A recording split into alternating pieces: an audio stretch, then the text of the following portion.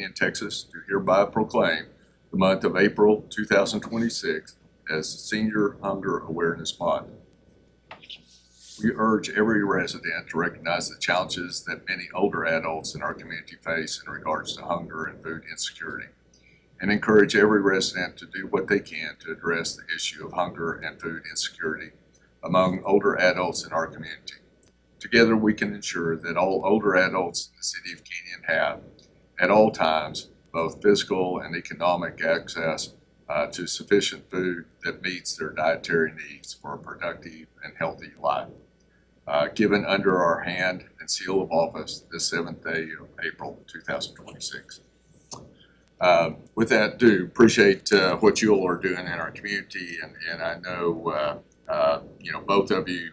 I think, Lynn, what we're in second year now with Tierra Blanca and food pantry, and so I know it's really we can make a difference here in the community, and appreciate what you all do. And I'm sorry, I don't know your name, but Catherine English. Okay, all right. Well, Catherine, thank you for being here too, and Glenn Bacchus. So if you'd like, we'll have the commission come around and we'll take a picture too that can be used for the notes here.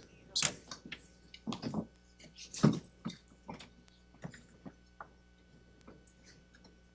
I'll just stand right up front and we'll have you two stand across. Very good.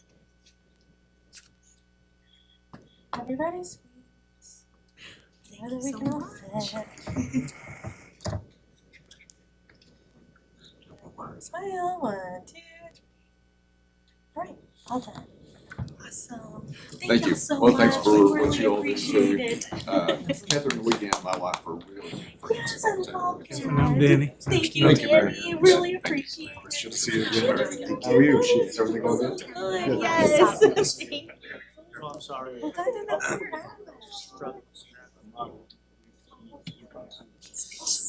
Take care. Of course.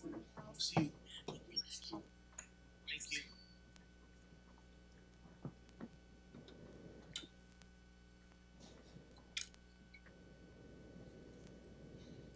All right, that takes us to item number 7.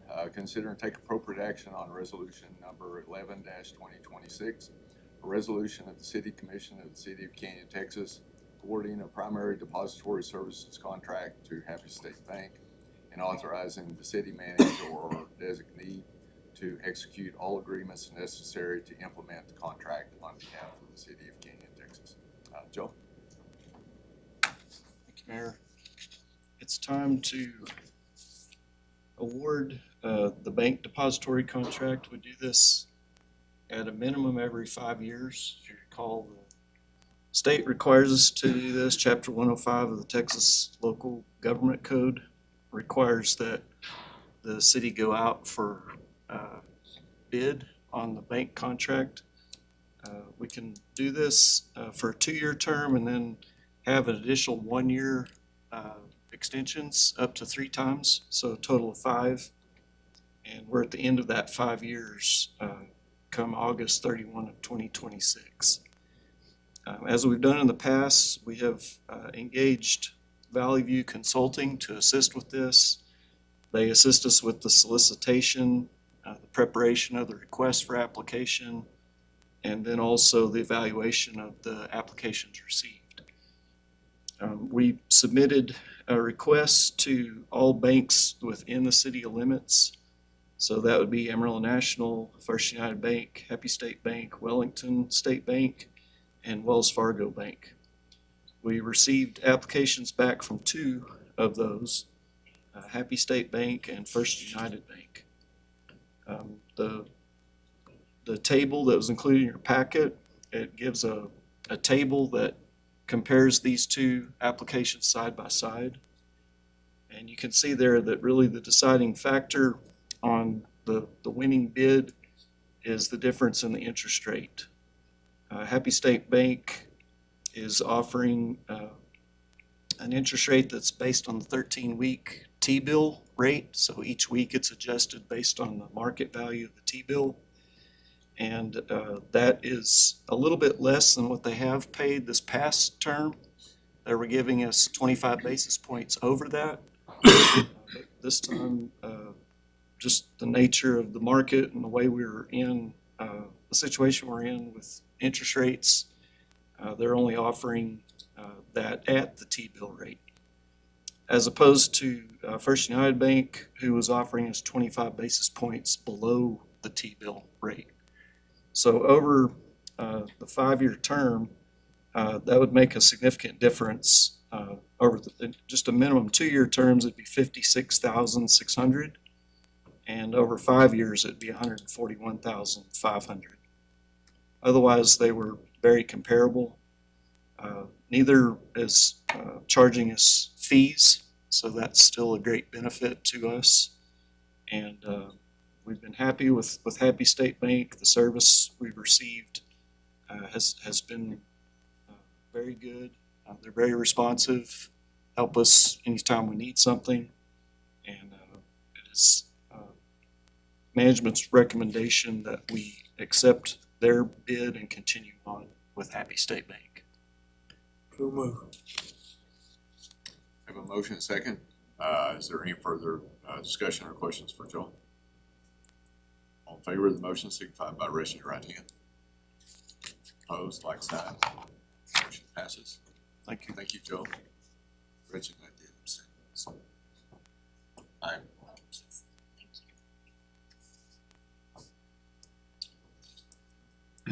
okay. Item number 8, consider and take appropriate action on resolution number 10, 2026. A resolution of the City of Canyon, Texas, authorizing the submission of an Economic Development Administration application to the U.S. Department of Commerce for Public Works and Economic Adjustment Assistance Program, and authorizing the city manager to act as the city's executive officer and authorized representative in all matters pertaining to the City of Canyon's participation in the program. Dustin? Yes, sir. Thank you, Mayor, and good evening, Commission. This agenda item is very similar to one that you guys had a couple meetings ago, in that we asked you to pass a resolution to apply for grant funding from USDA. All of these federal funding agencies do request that resolution showing that the full City Commission is authorizing, a submittal of an application for grant funds with that scope of work. And so with this particular project, we will be submitting a grant application to the U.S. Economic Development Administration. They are a part of the Department of Commerce, and they specifically look at projects that are coming into communities that are going to bring about private capital investment and job creation. So those kinds of things that will have an economic development impact in the community.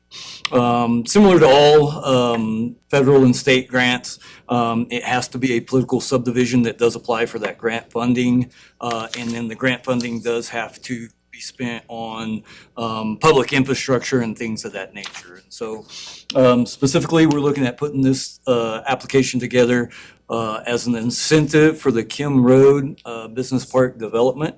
And hopefully providing some of those things that we just talked about as far as job creation, private capital investment, really in supporting economic development throughout the city.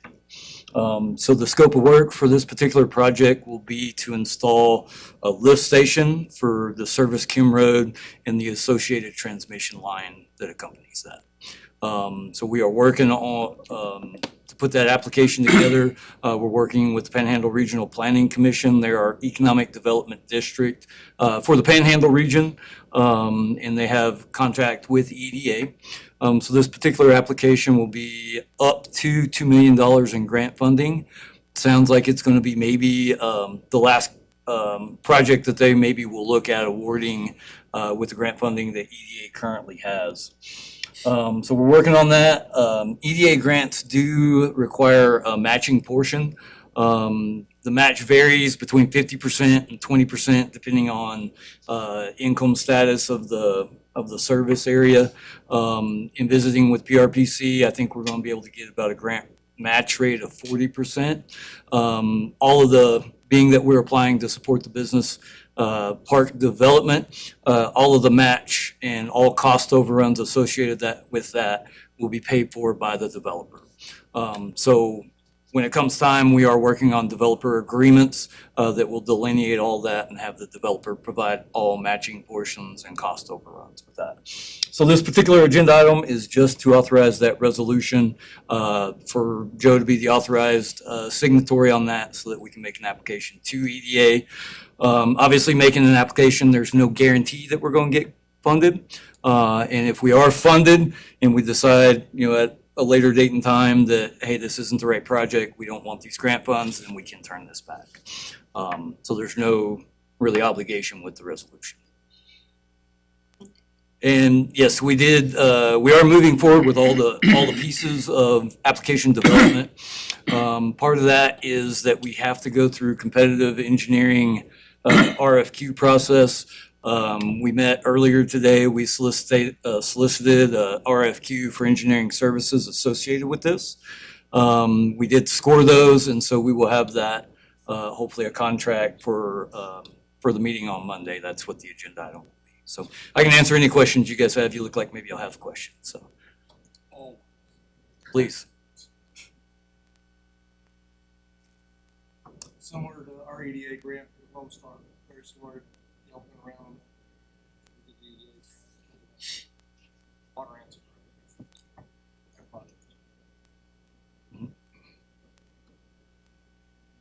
Motion to approve resolution 1026. I have a motion and a second. All in favor of the motion signify by raising your right hand. Opposed, like sign. Motion passes. Thank you, Justin. Thank you. Appreciate it. We can force him on the next one. We just be quiet. All right, the next one, kind of a exciting piece, completed a little over a year now, presentation at the City of Canyon Housing Program, Inc. And Dustin, looks like you're doing this one too. Yeah, I'm doing this one, and I'm glad you said exciting, because I think it's exciting. I think it's a really cool program that you guys have going. So this is just going to provide you guys a little bit of feedback on the Canyon Housing Program. So that's our rehabilitation program, housing rehabilitation program. It started in 24-25, so we've just wrapped up really our first year under that program. As a reminder, this program is specifically focused on really rehabilitating existing homes within the City of Canyon that are owner occupied and that have strong scoring criteria with regards to substandard conditions and income level of the applicant. So it's going specifically for lower income individuals within the community. So programmatically, the Canyon Housing Program really fits nicely and covers the goal in the comprehensive plan to invest in and implement home maintenance strategies. And so this one really dovetails nicely with that. Gretchen has our current flyer up there that you guys can see real quickly. This is just a one-page flyer that you can kind of look at the eligibility. You have to own your own home. The home has to be insured. It's got to have some level of substandard, something going on that we can help with. And then willingness to comply with all the program standards. The income limits, those are maximum on the income limits. So you can't earn above that because we're really focusing on the lower income folks in the community. So we just completed our first year. We funded three different programs. Three different homes. They're all varying degrees of scopes of work and funding levels, just based on our first year.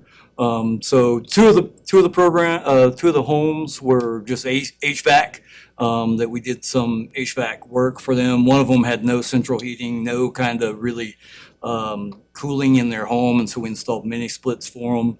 And then the other one, their central heating or their air conditioning was going out, so we were able to replace that. This particular home, you guys can see the work. I think it's pretty cool. If you go back to the before pictures, you can see what it looked like before on the previous page. And I think that's it's, the same house? yeah, that's the same house. Wow. Yeah, that's the before.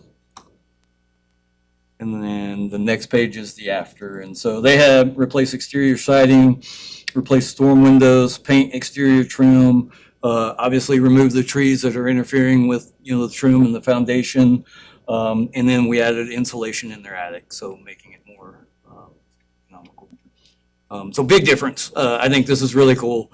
Craig got me the top picture and I was like, well, I'm gonna go get a picture of the other side. So I went out and got that, and I was like, same thing. I pulled up and was like, wow, this is incredible. So I kind of wanted to show you guys that and see, the difference that this program can make. Just earlier this year, we did receive 501c3 status for the Canyon Housing Program, Inc. So we're excited about that. Joel was a big help in getting that, all that paperwork done and getting that approved. We have officially set up our own bank account associated with the 501c3. So we're actively seeking partnerships and donations to continue to fund that program in perpetuity. And then also we have the pre-application open right now for the 2026. Haven't received very many yet, but we do have that solicited, that is open. And so we're hoping to get a lot of pre-applications where we can get individuals that will fill that out, and bring us, here's the problems that we're seeing with our home. Here are the improvements we'd like to make. And so that we can start working with those homeowners and helping them through the program. So I thought it was really cool. I'm glad you said exciting because I thought it was exciting. So I just want to provide that quick update and I can answer any questions you guys might have. It's pretty cool. Thank you. Good Thank you, guys. stuff, and Yep. yeah, we expect some private money to come in too here. I guess here. Yeah, Dustin and I are preparing to send those out, either late this week or early next week. We've got our W4, whatever it is. Yeah, W4. Yes, sir. W4 that Yep. we send out. That's been Yep. kind of the holdup on the tax deductions, but early numbers are probably, we can easily match the 25,000. The funds that have been used so far have been only city funds.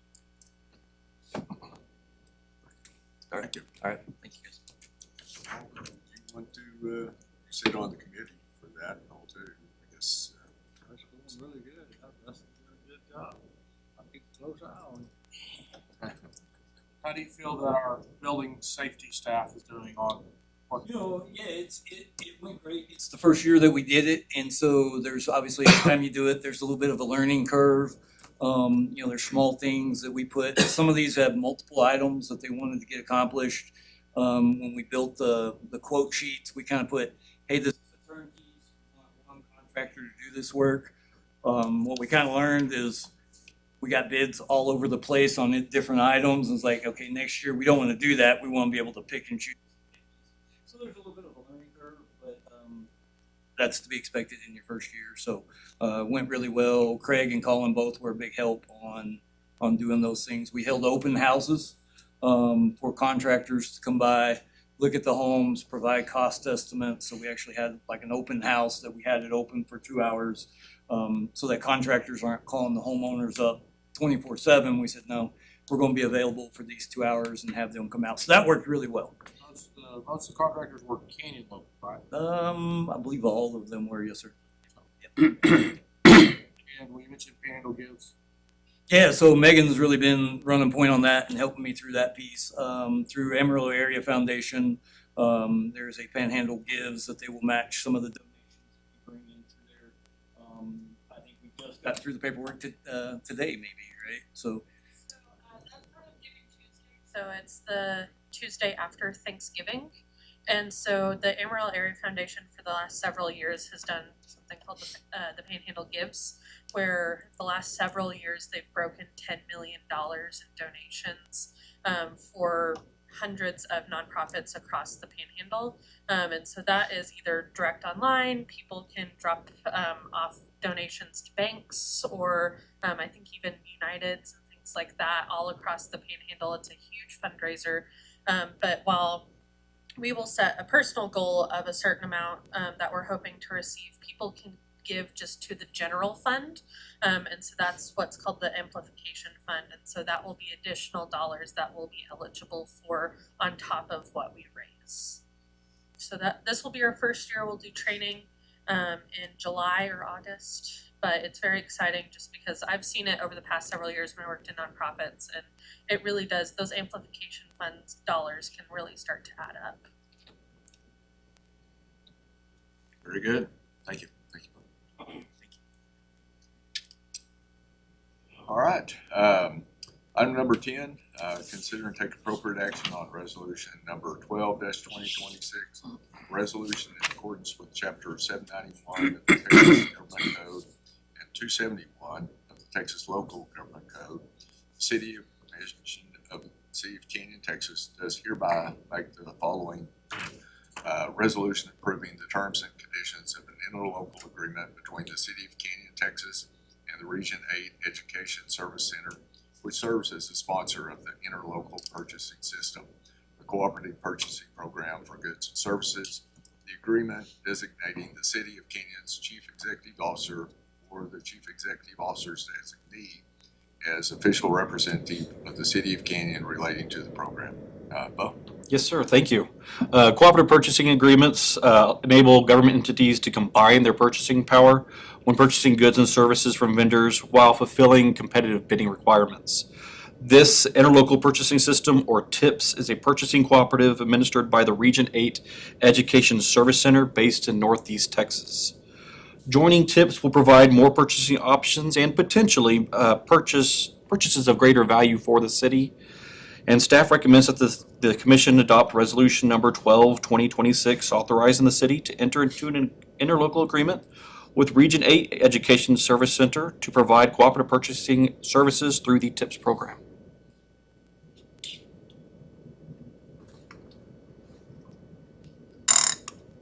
Move we adopt. Second. Have a motion and second.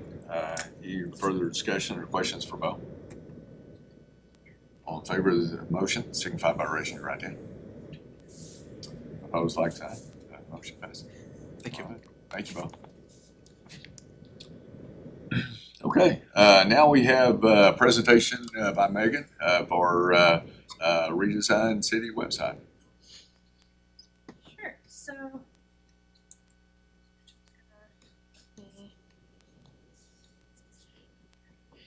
Get onto this. Our new site launched about 2 weeks ago.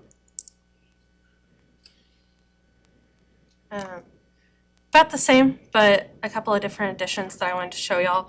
A couple of quick facts about our website. We changed to .gov a couple of years ago, and since then we have been I have been expanding our website. We have a lot of different web users, but Gretchen and I are the ones that handle pretty much everything primarily.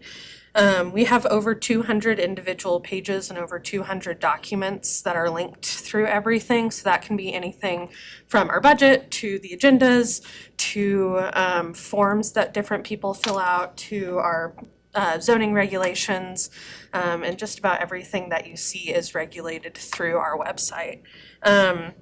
Looking at our analytics from February of 25 to February of 26, CAP is very popular, as you can imagine. It actually takes up 40% of our visitor rate between the most popular CAP pages, and our homepage is at 20%, and after that, I'm sorry, yeah, sure.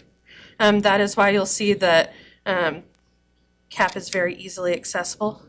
So you'll also see at that very top, that red bar that goes all the way across the top, that is on every single internal page, and so that's why we've added CAP admissions to that. Online payments was our next most popular, and so that is going to be something for either our utility billing or our municipal court. And so that is something that people go to our website for quite a bit, and so that is why that's also fixed. And then new utility service is because I know that our friends down in the business office get plenty of calls every single day with people moving into town, people moving, either if they want to start new bank drafts or change how they're paying. That is the primary reason why a lot of our visitors are on our website. And so that's some of the services we like to offer to them.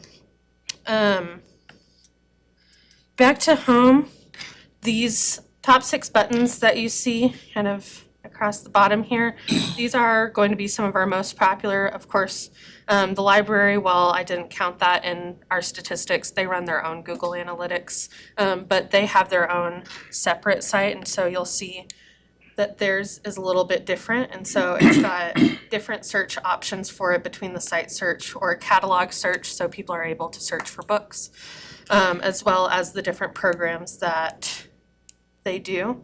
The boxes that are right underneath those buttons are new for this new update. These are going to be some of the most requested and asked for links that people need. I talked to a lot of our front desk staff, people who answer the phones, people who see, who greet our incoming residents every single day, and I asked what they're looking for and what the hardest thing that it is to lead on the website, where it might be easier to search it rather than just point out where it is. And so that's what all of these new additions are. So things like our animal control and our police department are very popular, and so that'll be one of those first boxes. That's for our residents. Community center rentals and park rentals, it's about to be summertime, and so I know that the parks get very, very popular and people love renting out the pavilions and different places around there.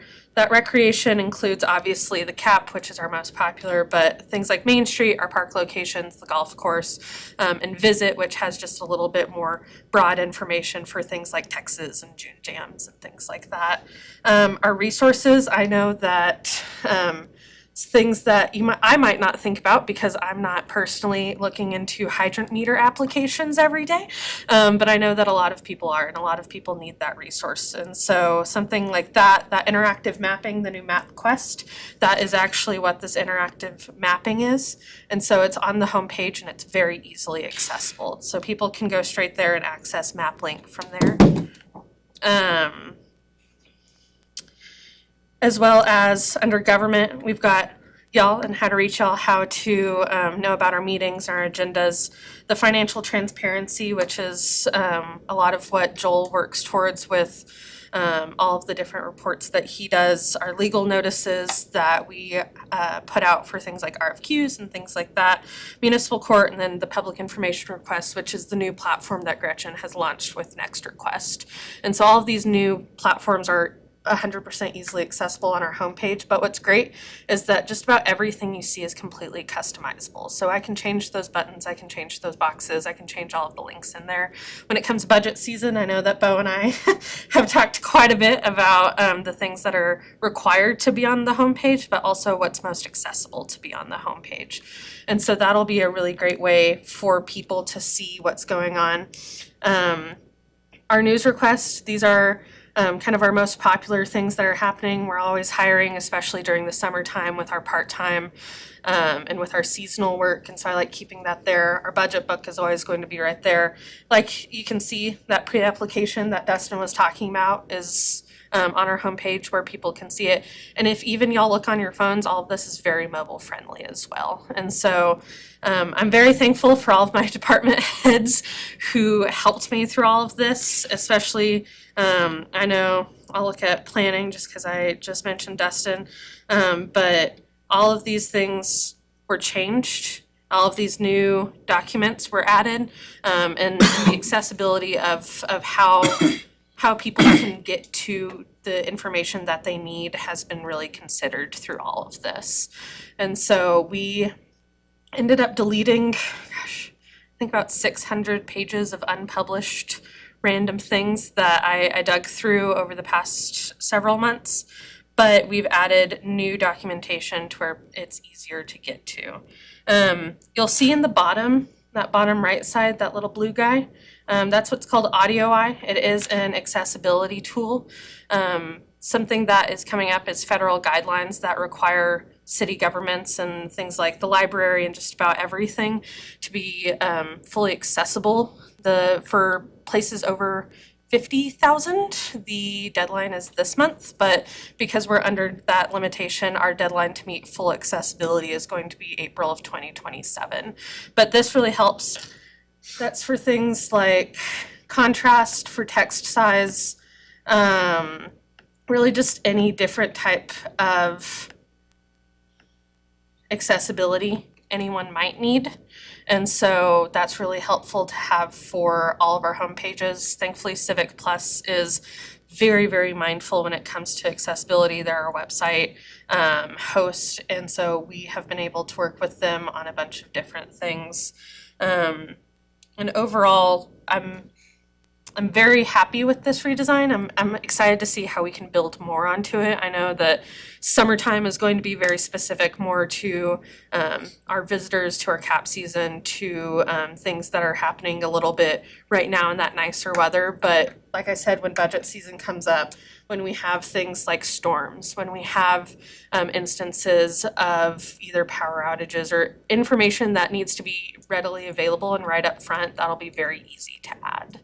So I encourage y'all to poke through it. If you ever find something that doesn't work, there's always links that die on me no matter how many times I click them right before. But if y'all see anything on the website that you have questions about or would like to add, I'm happy to talk about it. Gretchen, do you have any notes about the new because we redesign it about every 4 years?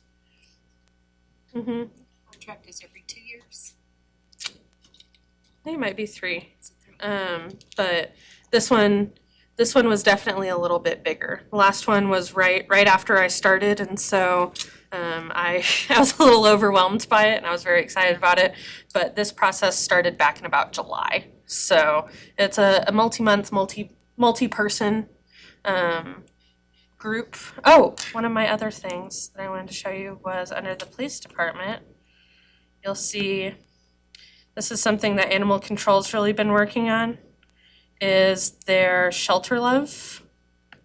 It's a custom app that this is actually in our kennels right now. These are updated in real time. And so people can read more information about how to adopt if they're looking for their animal, if they have lost an animal, or if they're just looking for a new furry best friend.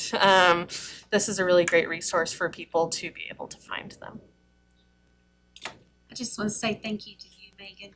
You put a lot of time, a lot of heart into this. It is, to me, it's beautiful. It's clean, it's crisp, easily accessible. So you've done an outstanding job. Thank you. So thank you. Thank you. Yeah, that's good. Thank you. But if y'all ever see anything on the website or have any questions, please feel free to contact me directly, or Gretchen and I will be able to fix just about anything.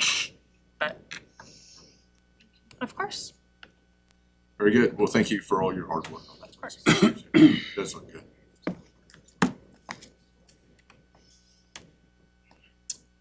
Okay, that then takes us to item number 12, executive session pursuant to 551.071, consultation with attorney, 551.072, deliberations about retail property, real property, and 551.087 for deliberation regarding economic development negotiations. And with that, I have 5:10, and we will adjourn into exec session. Sorry.